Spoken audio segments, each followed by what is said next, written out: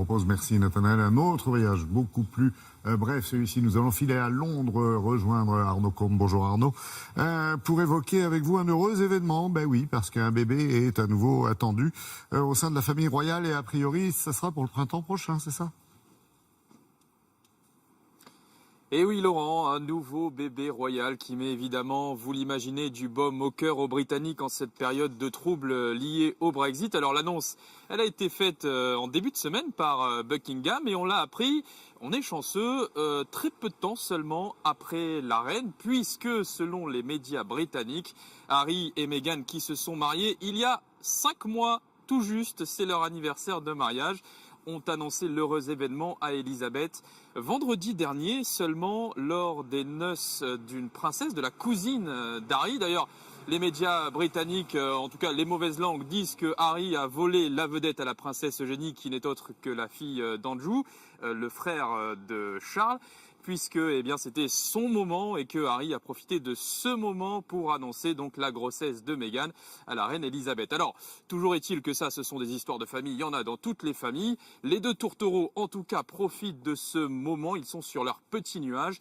et ils sont en visite dans les pays du Commonwealth où vous allez voir, on commence à repérer un petit peu le petit ventre de Meghan.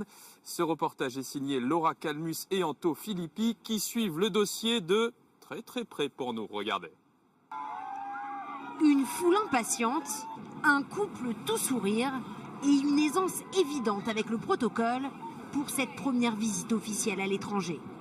16 jours dans le Pacifique pour le plus grand bonheur des Australiens qui ont Meghan et Harry dans la peau. Princesse Meghan a touché la tête de Camilla. C'est incroyable! Et tu vas t'en souvenir pour le restant de tes jours? Oui.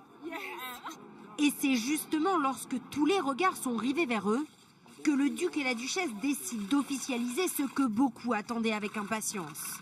On n'aurait pas pu rêver d'un meilleur endroit que l'Australie pour annoncer l'arrivée de notre premier enfant.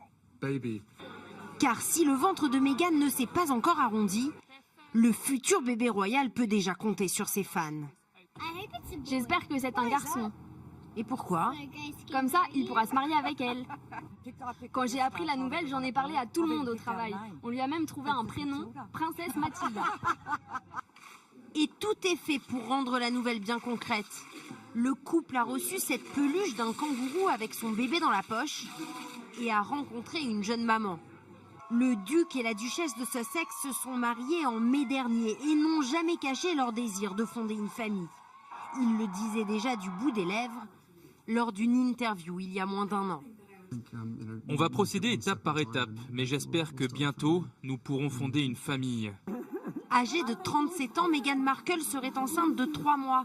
Et comme l'exige le protocole, aucune information supplémentaire ne sera divulguée avant la naissance, prévue au printemps prochain. Arnaud, quelquefois on s'y perd un peu avec tous les bébés de la famille royale. Est-ce que celui-ci aura un jour une chance d'accéder au trône, si on peut appeler ça une chance ? Pas vraiment, Laurent, sauf invraisemblable série de drames au sein de la famille royale. Non, ce futur bébé n'accédera pas au trône. Et d'ailleurs, il pourrait même ne pas avoir le titre, vous savez, de prince ou de princesse, car en général, ce titre est donné aux bébés des descendants directs de la couronne. En l'occurrence, ça sera le cas pour les enfants de Kate et William, mais pas forcément pour Harry, sauf exception dûment motivée et souhaitée par la reine Elisabeth elle-même. Et tout laisse à penser que ça sera le cas, car vous savez, Harry, c'est un petit peu le chouchou d'Elisabeth.